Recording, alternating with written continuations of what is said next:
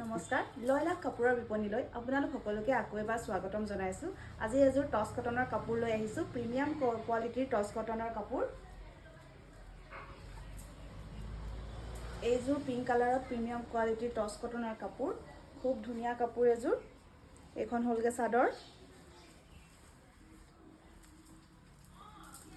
চাদৰত এইদৰে চিলভাৰ গুণাৰ কাম কৰা আছে আৰু সূতাৰ ৱৰ্ক, চিলভাৰ গুণা আৰু সূতাৰ কাম কৰা আছে আৰু আঁচলটোত এইদৰে দহি কৰি থোৱা আছে। খুব ধুনীয়া এযোৰ কাপোৰ দেই।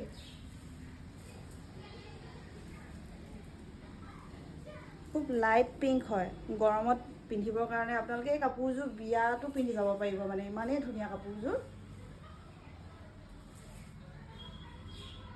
এইখন হ'ব চাদৰ আৰু এইখন হ'ব মেখেলা। মেখেলাখনতো এইদৰে চিলভাৰ গুণা আৰু সূতাৰ কাম কৰা আছে, ধৰণে ফুল কৰা আছে দেই এইখন মেখেলাখন। আৰু এইকেইটা সাইড পাৰি আৰু ব্লাউজৰ পিচ মেখেলাখনৰ সৈতে আছে। সাইড পাৰি আৰু ব্লাউজৰ পিচটো খুব ধুনীয়া এযোৰ কাপোৰ।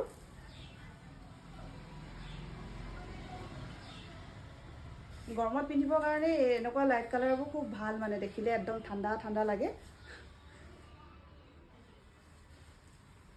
টছ কটনৰ দেই এইযোৰ কাপোৰ, হেণ্ডমেড টছ কটন। আৰু এই কাপোৰযোৰ যদি আপোনালোকে সংগ্ৰহ কৰিব বিচাৰে তেনেহ'লে আমাৰ স্ক্ৰীনত দিয়া নম্বৰত যোগাযোগ কৰিব।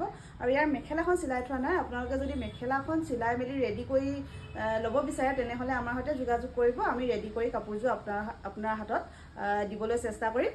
আৰু আপোনালোকে আমাক মেছেজ কৰিব বা কল কৰিব, সেইধৰণে আমাৰ পৰা এই কাপোৰযোৰ সংগ্ৰহ কৰিব পাৰিব।